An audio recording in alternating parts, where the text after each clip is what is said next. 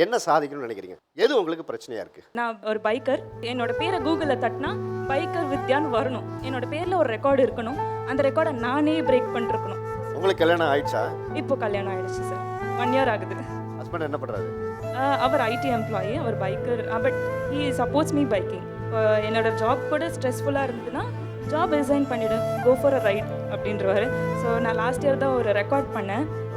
Being the first women rider to travel from Dhanushkodi to India's world's highest road in the Wuminglaன்னு லடாக்ல இருக்குது. So Dhanushkodi வந்து last road of இந்தியான்னு சொல்லுவாங்க. So இங்கேருந்து அங்கே it's around 5000 kilometres. ஒரு 25 days power back ரைடாக போனேன். Wow, thank you. ஆனால் இந்த விஷயம் வந்து நான் கல்யாணத்துக்கு முன்னாடி என்னால் யோசிச்சு கூட பார்த்துக்க முடியாது சார். நான் ஒரு பொண்ணுன்னு தெரிஞ்சாலே நிறையா பேர் வந்து அப்ரோச் பண்ணுவாங்க. இன்ஸ்டாகிராம்லேயே எத்தனையோ அப்ரோச்சஸ் வருது. அதெல்லாம் நான் ஃபேஸ் பண்ணிட்டு தான் இருக்கணும். ஆனால் எனக்கு குடும்பத்திலேயே இவ்வளோ கஷ்டங்கள் இருக்கிறப்போ எனக்கு அதை ஃபேஸ் பண்ணுறதுக்கு ஒரு கான்ஃபிடென்ஸ் லூஸ் பண்ணுறேன்.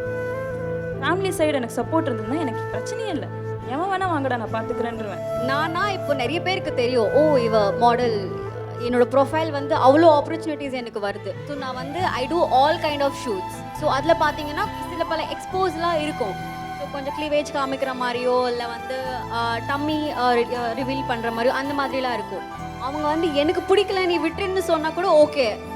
எவனோ ஒருத்த பார்க்குறா, எவ்வளோ ஒரு ஆண்டி பார்க்குறாங்கிறதுக்காக நான் எப்படி என்னோட கரியரை ஸ்டாப் பண்ண முடியும்?